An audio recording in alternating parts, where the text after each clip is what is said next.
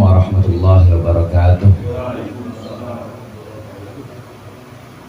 Alhamdulillahil munfarid bil 'azamati wal jalal, al mutawahhid bi istiqaqil 'udul kamal. Wassalatu wassalamu ala sayyidina Muhammadinil hadi minadh dhalal wa ala alihi wa ashabihi alladhina khalasat minhumul a'mal wa safat anhumul ahwal. Amma ba'du. Hadirin jamaah Majlis Al-Halaqatul Munfarijah yang dirahmati oleh Allah, para ustadz, para hujjaj, segenap sesepuh, abang-abangku sekalian, dan juga terutama jidah serta seluruh putra dan putrinya, kakak-kakakku sekalian, semua yang dirahmati Allah. Alhamdulillah, malam Kamis demi malam Kamis sudah kita laksanakan, dan bertemulah kita semua pada malam Kamis yang ketujuh atau kamilah yang ketujuh. Kamilah yang ketujuh ini sebagaimana kita tahu dan biasa kita laksanakan, ini putaran ketujuh pembacaan sholawat kamilahnya lebih banyak, 4.444 kamilah. Dan pada malam ini kita tidak baca dulu kitab Mau'izatul Mu'minin, insyaallah kita baca minggu depan. Ini di malam yang ketujuh ini mungkin dengan harapan, tentunya juga dengan harapan semakin banyak kita membaca sholawat, mudah-mudahan juga semakin besar kesempatan kita untuk memperoleh ijabah doa-doa kita dari Allah Subhanahu wa Ta'ala. Hadirin, doa diijabah oleh Allah itu ada beberapa rukun, ada beberapa rukun-rukun yang harus dipenuhi. Di antara rukun-rukun doa menurut Imam Ibnu Athaillah As-Sakandari yang harus dipenuhi, yang pertama adalah ar-riqatu. Ar-riqatu itu artinya menghamba di hadapan Allah.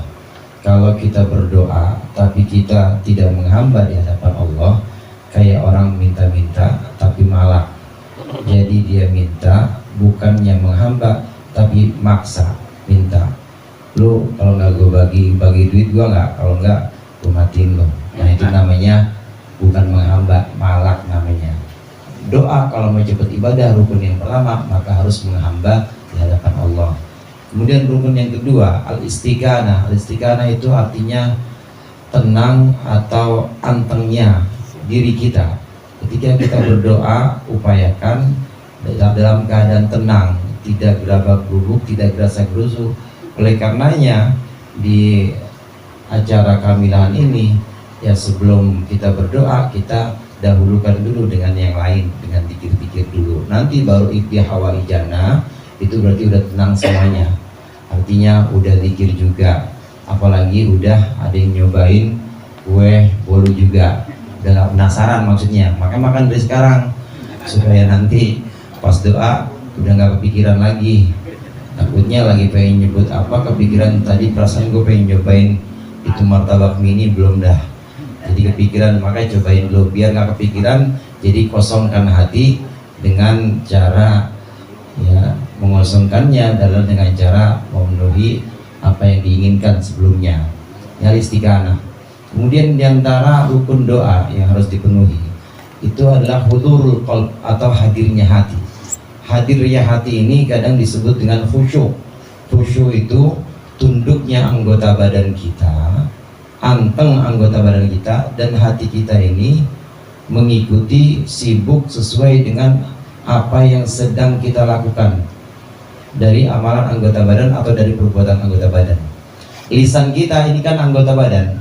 Doanya lisan kita, doa ya Allah, berikanlah kepada saya rumah. Ya Allah, berikanlah saya pada rumah. Bahasa Arabnya gitu. Ya Allah, ya Allahumma rabbal bait, Allahumma rabbah hadzal bait, bijahi ahli bait, as'aluka khairul bait, misalnya begitu. As'aluka khairul bait, ya Allah, as'aluka khairul bait. Itu kalau paham lidahnya as'aluka khairul bait, hatinya juga harus begitu.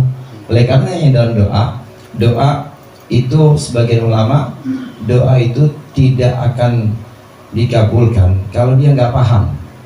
Kalau dia nggak paham doa yang diucapkan apa, ya orang dia nggak paham, dia minta apa, nggak akan Allah kabulkan. Iya, nggak sesuai. Karena yang dalam berdoa harus tahu artinya. Beda sama selawat, saudara. Kalau selawat paham nggak paham, insya Allah Allah terima. Nah kalau doa enggak, doa itu minimal kita tahu harus tahu artinya apa yang kita minta. Ini yang dimaksud dengan hudurul qalb, hadirnya hati saat lisan mengucapkan as'aluka khairal bait, as'aluka khairal bait, saya minta rumah yang terbaik. Lisannya rumah, ya hatinya juga nyebutnya as'aluka khairal bait, aku minta rumah yang terbaik itu. Kemudian yang terakhir di antara rukun-rukun doa yaitu at-ta'alluq billah, hendaknya kita bergantung hanya kepada Allah.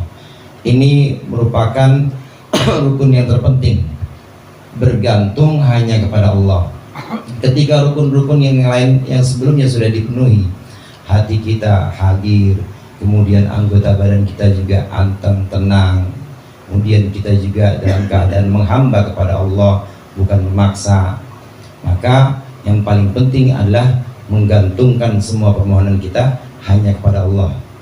Kalau kita mohon kepada Allah sementara kita tidak menggantungkan sepenuhnya kepada Allah, kita masih ngelirik, kayaknya di ATM masih ada barang 100 juta, masih ngelirik, itu masih ngelirik, dan kita nggak menggantungkan, itu berarti masih ada yang digantungkan atau masih ada yang dijadikan gondelan selain Allah.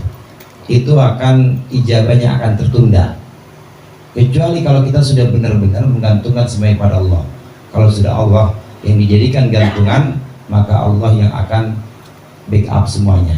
Tapi kalau kita masih setengah-setengah, maju ada Allah juga, ada ATM juga misalnya.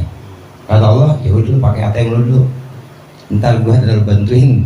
Kalau udah nggak ada sama sekali baru gue yang turun. Itu istilah katanya begitu. Jadi harus benar-benar at-ta'alluq billah, harus betul-betul bergantung hanya kepada Allah. Ini yang namanya ta'alluq, bergantung sepenuhnya hanya kepada Allah.